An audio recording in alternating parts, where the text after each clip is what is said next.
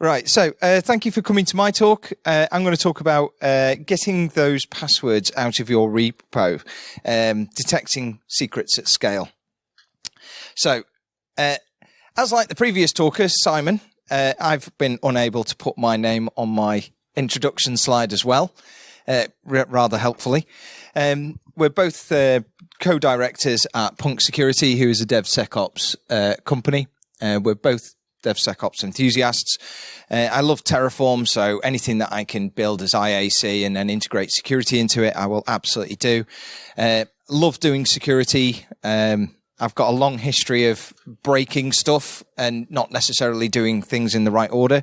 And anything that's geeky, I am totally addicted to. Like, I've just bought a pair of new Works Landroids and I'm desperate to start messing about with them. So they're busy cutting my grass at the moment. And they'll soon be being taken apart.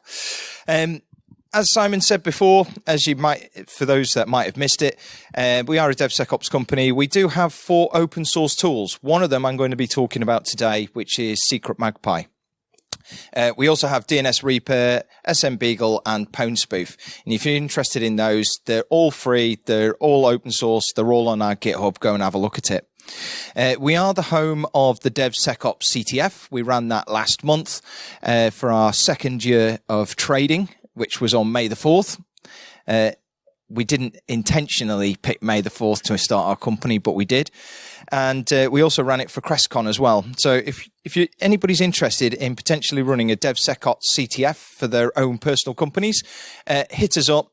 The source code for the CTF platform and everything's open source. And if you want the challenges, we'll quite happily share the challenges, I think. Is that right, Simon? Yeah, he's nodding his head. He's saying yes.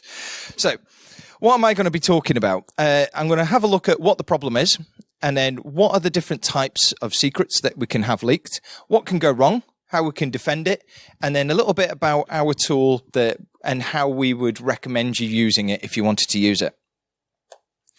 So the first thing is, secrets are publicly accessible, whether they should be or they shouldn't. That is mainly what the problem is. So if we've got an AWS key and we want to have somebody being able to use that AWS key to read a file out of an S3 bucket, but somebody accidentally gives it too many permissions, they can use that API key to then abuse the systems. Or somebody has created an EMV file, or an environment file, or hard-coded a database password, which then allows them to be able to go and access something. So those are 2 things that we shouldn't be having inside our Git repositories. And a secret is not managed correctly. So this is where we are, where we're not managing our secrets in a central location. So we might be writing secrets into a log file that we didn't know about, or those secrets can be used for privilege escalation, like we were just discussing with the AWS S3 bucket. Or an individual might use those API keys to access sensitive data instead of using their own credentials. That has actually happened. We've actually seen that where developers who wanted to access the production systems to be able to check stuff rather than logging in with their own individual accounts used an API key to be able to access the database to then extract data. So we need to be able to try and control some of these secrets as well as keeping them out of our repos. There are 4 main types of secrets that we're going to be looking for in our repos. They're going to be hard-coded passwords to databases or to systems. There's going to be API keys, typically AWS or some kind of cloud system. We're also going to have tokens that we're going to be wanting to look for to make sure that we don't store those, and private keys or SSH keys in our repos. We've also seen that before as well in organizations. And when you come across these SSH keys, you go, well, what's that for? Is it still valid? Which system is it for? And then you've got to go start trying to hunt down where that SSH key is valid. So where can these secrets exist? Well, they can exist in a couple of locations. One is in the files themselves, and the other one is inside the Git messages or the history. And the problem is that if we've got these hard-coded in and we've got them in our public repos, bad guys can come along and start reading them and can start extracting the information and using it against you. We've had an example with a consultancy that we've worked with who's had this happen to them twice. They've accidentally left AWS keys inside their public repo, and nobody noticed, but then over the bank holiday weekend, an attacker then used those keys to go spin up an EC2 instance and start running crypto miners, and it cost them a fortune. So we need to just make sure that we're checking for these things and making sure that they're not in our Git repos and that we're not leaving them in places where they shouldn't be. So this is a typical path of a Git branch. So in this branching, there are many different ways that you can do branching. Some people just develop straight into main. In this instance here, we've got it. The developers should be using feature branches. So this is where they will make a copy of the code, so then they can edit the code at the same time as another developer, and then they'll merge it all back together with a pull request into the main branch, which is where the main application's code is. So in this case, we're going to use a poor young junior developer who's a little bit inexperienced, and he didn't bother creating a feature branch, and he just created an env file with a username and password in, and he's uploaded it into the Git main branch. As we can see there, he's also put the commit of add creds. That set off alarm bells with one of the senior developers, who then quite rightly told him off and changed it back to be a placeholder for a password. Now, the problem is that password still exists within inside the Git history, and anybody can go back through the Git logs and easily be able to access that file as it was in that point of time. So our bad guy, Mr. Hacker, can now go back and go see what that password was, even though it's now removed from the main current head of that branch. Is everybody with me? Yeah, excellent. So it's just like a written history. Now, there are some people that would say, oh, go back and rewrite your history. I'm going to cover that in my how to defend against this in a minute. Well, let's have a look and see what happens if they do this with inside a proper feature branch. So again, our young developer has gone and put admin creds in an env file. He's put it up there. Our senior developer's gone, you idiot, get those out. And they've removed them. They've put a placeholder in there again. And then they've merged it into the main branch. Or they could have even done a squash and put it back into the main branch. The problem is, again, even though it was a branch, that hash for that history still exists. The only time that if you were doing a squash branch, and it would be removed, is if you ran a Git cycle and it was cleaning up the Git history. Again, an attacker can be able to go back into those feature branches and go and extract those secrets. So even if it's something that happened 6 months ago, if you haven't rotated those passwords and you've stored them in somebody stored them in your Git history, the attackers can still go and extract that password. So how are we going to defend against this? Well, there's this wonderful thing called DevOps, and somebody quite rightly said, let's squash security into the middle of it. So one of the things that we can use are secret scanning tools. And there are two main locations where you would put these, is either on what we call a pre-commit, and this basically runs on the developer's machine, and it checks for secrets before the developer can commit that code up into the Git repo. Now, there are some exclusions to pre-commits, like if you were stashing something, developers can stash their code, and that will also get leaked in. But if they were doing a push or doing their commits, a pre-commit will check to make sure that they don't push anything up there into the Git repository, either in your cloud or on your main Git server. The second place to check is also on is a CI pipeline when you've opened your Git server. So this is where every time you do a Git push, a CI pipeline or a continuous integration pipeline will run to check that code that's been submitted doesn't contain any secrets. And if it does, it'll flag alarm bells, trigger an alert, and then you can go and get it sorted out. Now, me personally, I would probably encourage you to run both. The pre-commits are really, really good, but don't just rely on them solely because developers can turn them off. And if they've accidentally stashed it or they've committed it up because they've turned the pre-commits off, the CI pipeline will be your failback. It's like belts and braces approach. Make sure you scan in both places. You can also use two different Git secret scanning tools as well. So maybe use Git leaks on your developer side, and then maybe use something like Trufflehog up in your CI pipeline, or even Trivy. Aqua Security do Trivy now, and they do secret scanning. There are other ones as well that you can pay for, like Git Guardian. If you've got deep pockets and you don't want to use open source, then you can pay Git Guardian for it. So what do we do when we find these findings? Well, first thing I would always highly recommend is create a ticket. Yes, we all hate tickets, but if you create a ticket, it creates that bit of history about what happened at that time. And then when security come along later on, or an auditor comes along later on and go, did you rotate that secret? You can go, yes, this is the ticket, this is who rotated it, and this is what happened. And that's the easiest thing to do, in my view, is just rotate the secret, change it. Don't worry about rewriting the Git history and trying to strip it out. If you've changed the password, who cares what's in the history? If anything, it might put send an attacker off in the wrong direction, trying to brute force something that's no longer there. Provide training to the developers and also to the operations teams. Explain the reasons why we're trying to do this secrets management and why we need to make sure that we're not storing secrets inside files. I mean, I can think of one recent attack, maybe Uber, where operations teams were storing service accounts passwords in clear text. It's not quite the same as Git, but it's very similar.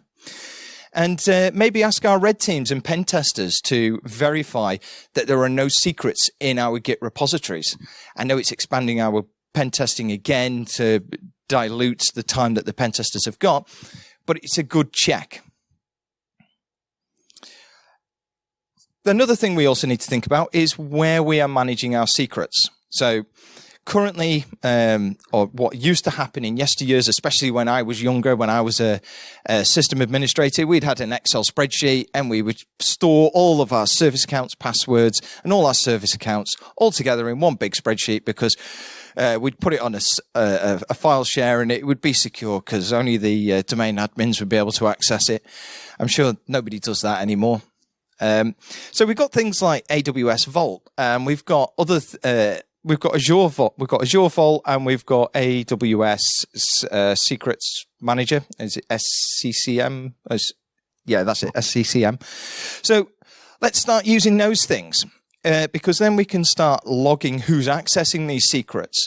We can record who's accessed them, from which service account, what time was it accessed. And if we're storing them somewhere centrally and pulling them down and into our applications, it means we can also regularly rotate those secrets as well. So who cares if somebody gets hold of it if we rotate it every time we're doing a release? We can also version control our secrets as well. So if we are rotating them every release and we need to roll back a release, we can also roll that secret back at the same time. And think about encryption and where you're storing these secrets, making sure that you just have some decent hygiene around them. So how would you use Secret Magpie? Well, we recommend that you use it as a pre-secret scanning tool. So almost think of it as like a scan before you enable secrets scanning.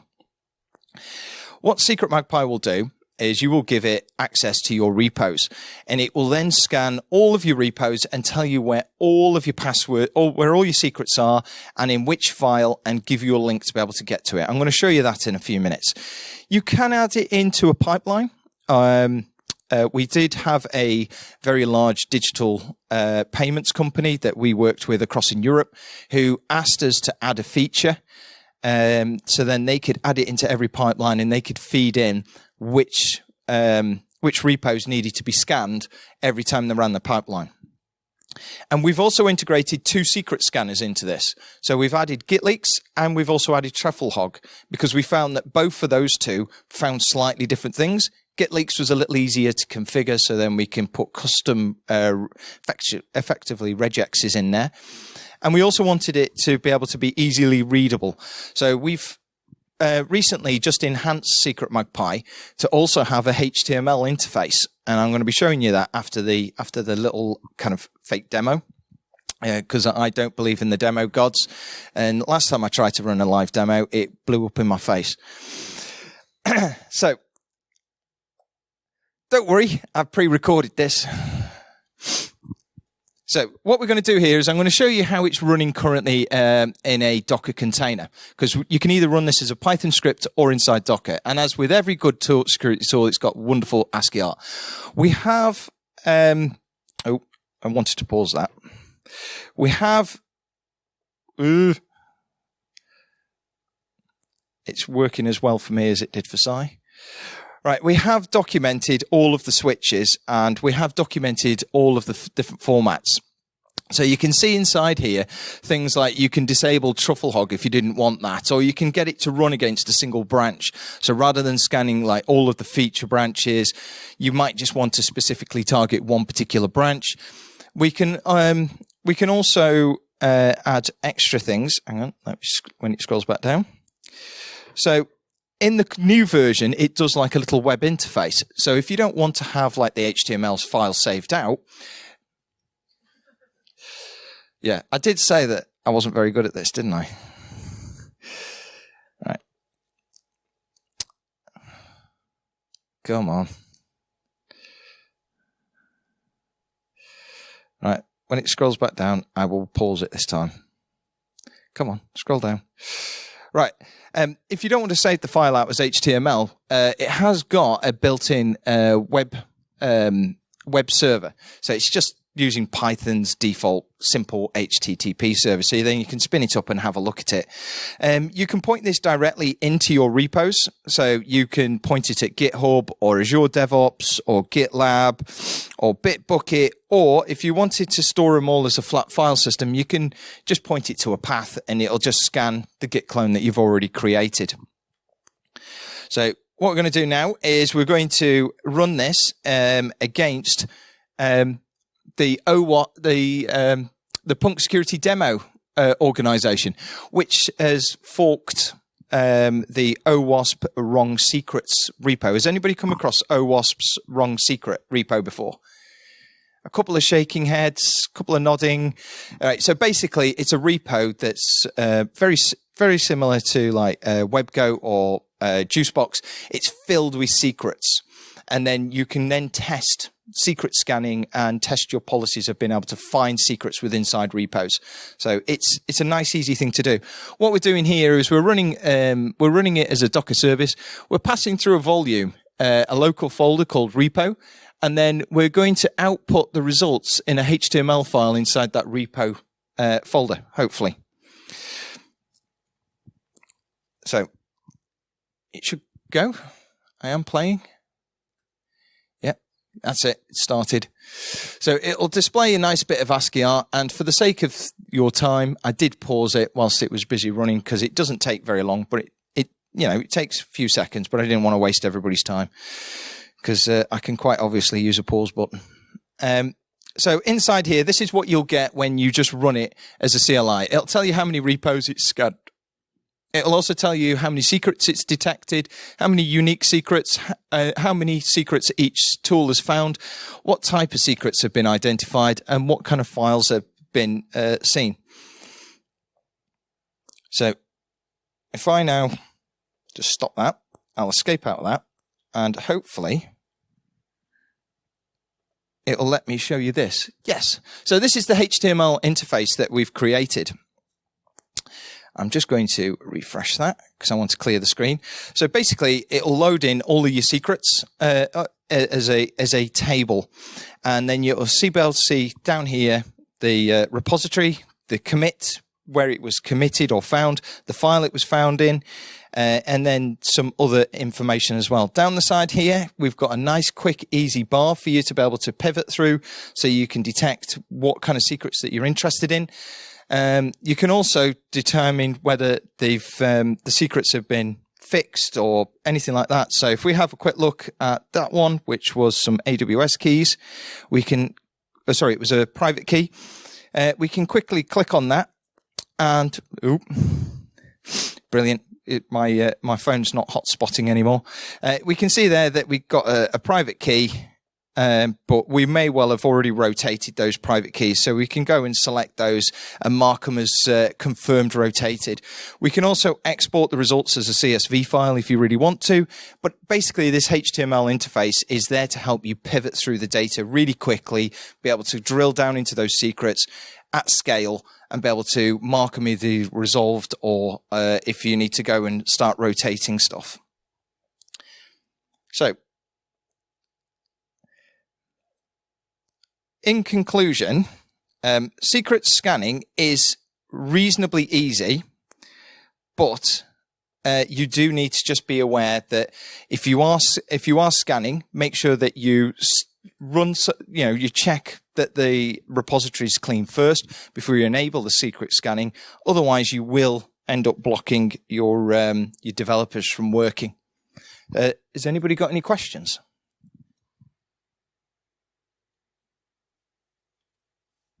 No? All right. Thank you.